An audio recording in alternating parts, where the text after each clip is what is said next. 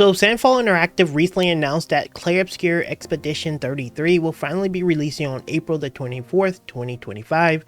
And if you haven't been keeping up with Expedition 33, because honestly the game has kind of been flying under the radar pretty heavily considering how loaded the game seems to be. Expedition 33 is a turn-based RPG game developed by French studio Sandfall Interactive, and it is described as a reactive turn-based RPG that mixes both fantasy with a mixture of European Belle Epoque art style.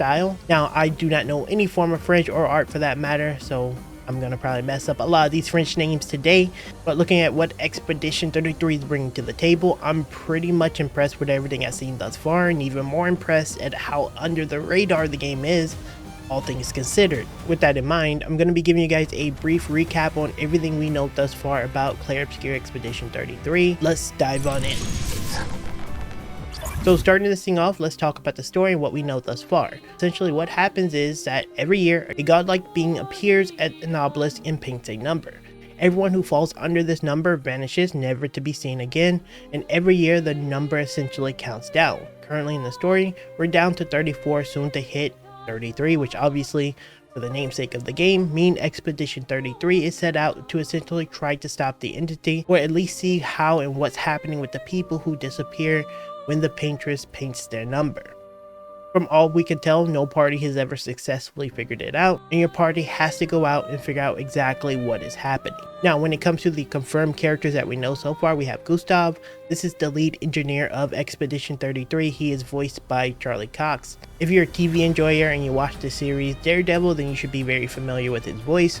Gustav grew up in the city of Luminar. I'm not French, of course, so that's probably wrong, but essentially as someone who grew up in the city, he watched all his loved ones disappear, and it's become his mission essentially to safeguard it, and now he's determined to defeat the paintress and reclaim the city for his future generations. The other protagonist will be Mila, portrayed by objectively my favorite voice actress ever, Jennifer English.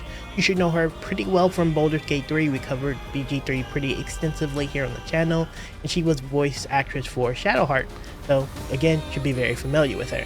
Now, from what I can tell, she's an orphan who always felt like an outsider, but has a connection with Gustav, who is of course her foster brother. She is by far the youngest in the expedition at 16, and she wants to embark on a journey with Gustav to, once again, protect the city and the future generations. A few other notable characters will be Loom, who is voiced by Christy Ryder, and serves as the chief researcher for the expedition. She's a very ambitious person and is a key part of the expedition. And then, of course, you have Versa, who is voice acted by Ben Starr from Final Fantasy. He seemingly is tracking the expedition closely, but is described as a lost, lonely, and dangerous person. From what I can tell, he and others can become members of the expedition.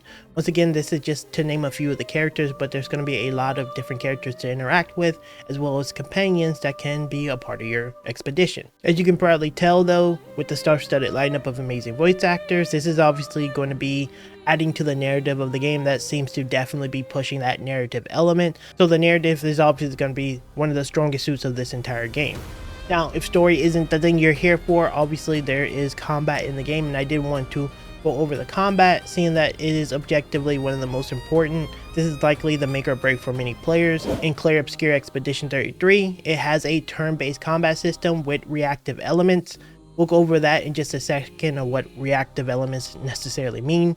But I did want to break down some of the more basic combat so you're familiar with it. From what we know as of now, you have the ability to have up to 4 players in an individual party. From all the footage that I've seen thus far in a recent trailer, I've only ever seen up to 3 if I'm not mistaken. I'm not sure if this is going to change by the actual launch or not, but from what we know so far, the articles I've read said that it was going to be 4 players. These articles are a little out of date though, so take that with a grain of salt. We can choose from a list of up to 6 companions, and each one of your companions can be fully customized in terms of skills, weapons, and gear, and the things of the sort, which obviously is going to contribute to how well the team fits within the party. Very similar to many other games in our genre, you'll be navigating around the world, and when you encounter a battle, you will attack. I'm not 100% sure how this will work, but I'm assuming it will have a very similar initiative system to that of maybe something like Metaphor Re Fantasia, where the person whoever attacked first will get more initiative. Again, I haven't played the game, so take that with a grain of salt, but it seems that way whenever I look at the footage that we've seen. Once in combat, you'll notice at the top left, that'll signify who has the initiative and who will go next, so it'll go in that order. I do want to talk on the reactive combat since we're here now, In the bottom left, you'll notice, for example, there's an indication of things that you can do like dodge, parry, and jump. I'm going to assume based on the choices, there's going to be depending on the attack that comes at you, but I'm expecting something like, obviously, if you probably couldn't parry a massive attack, so you may want to dodge something like that. If it's a smaller attack, then maybe like parrying would be very good, and then jumping, you may want to jump out of the way of something that could hit you. What's really important to note about this though is you have to time it correctly, so by just simply pressing the parry button, that doesn't guarantee that you'll parry the attack. You kind of need to time it for when the attack actively is about to hit you, and then you activate parry, and then you'll parry it. So that is super important. You need to actually be able to parry time correctly. Now, I don't know if you absolutely need to do this in order to beat the game. That's yet to be seen. But at the very least, someone who's skillful and understands these mechanics very likely is going to get significantly more out of their players and their characters when they do master the reactive combat. More reactive combat elements to notice are perfect timings and perfect combos. Essentially, whenever you cast a spell or skill, you will get a prompt that tells you to press a button within this dedicated zone. This gives you something of a perfect attack. You'll see it in some of the footage on screen now that this is happening. So again, more reactive combat elements. And then as you can see here, we also have perfect combos where there's a chain of attacks that can pretty much take advantage of the same mechanic. As you continue a perfect combo, you will get more and more damage out of your character. So again, quite a few reactive combat elements that's definitely standing out.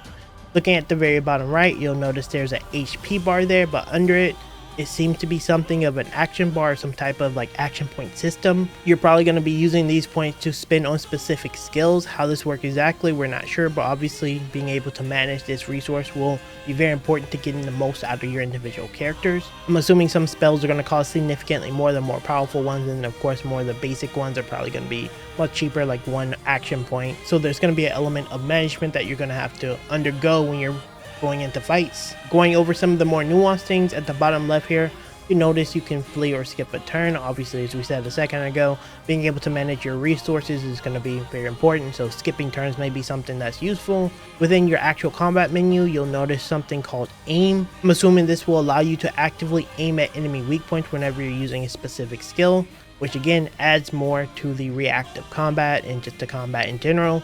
That's pretty much all we've seen from the combat as of yet. We don't have too much more footage. Once we actually get more and we get a little bit more details about the game, we'll dive a little bit deeper in the systems on the channel. At the end of the individual battle, you'll notice there's an end screen that will give you a very standard reward menu, tell you how much damage you're dealt, give you a breakdown of overall performance. So far, when it comes to the overall combat system, I know it's a turn-based RPG and a lot of players are not necessarily a fan of that. I've seen so many people it's turn-based. But so far, it seems like it's one of the best turn-based RPG systems I've seen thus far, and I think this is going to set a new standard of really good combat in games, if I'm being honest. It looks phenomenal. Now, ending this video, I did want to talk about exploration, as it seems to be actually one of the more important elements of the game. From the footage playing in the background, you probably see a large variety of different styles. There's an area that looks like you're kind of underwater. The next scene is this very dark, almost dead-like area. And overall, the world looks like it has a large variety of biomes and elements to explore. From what the development team has said though about the open world is there will actually be things to do in it, which is actually really important. There will be exploration that will help you find unique items, legendary monsters to face off against, which I'm sure is missable, but you probably have unique items, gear, experience, and things like that that come from them when you actually face off against them. There will be plenty of quests as well as side quests to accomplish, and of course you'll be able to find allies who can aid you in your quest to face off against the paintress. Overall, from what I can tell, the variety of biomes is going to be a very strong suit of the game, especially that water area. I really want to know the lore behind that, how you're just walking underwater. I'm sure it's going to be explained in the story. But if you like exploration like I do and you actually want to be rewarded for it, I feel like Clair Obscur Expedition 33 is actually going to be really good at it, because I feel like it's not that common that exploration actually rewards you in games these days. So this is actually kind of refreshing in my opinion. Anyway guys, that's pretty much all we know about Clair Obscur Expedition 33. We're getting very close to the actual launch of the game very soon, so I'm expecting to see significantly more details about it. I'm curious to know what you guys actually think. Again, I know the turn-based stuff in the game is something that turns a lot of players off, but I'm curious to know what you think about the combat, the features, the world, things like that. Let me know down in the comments your thoughts on that. I'm super excited to bring more content about Clair Obscur Expedition 33, so make sure you're staying tuned for that. And yeah, just like that guys, I'll see you in the next video very soon.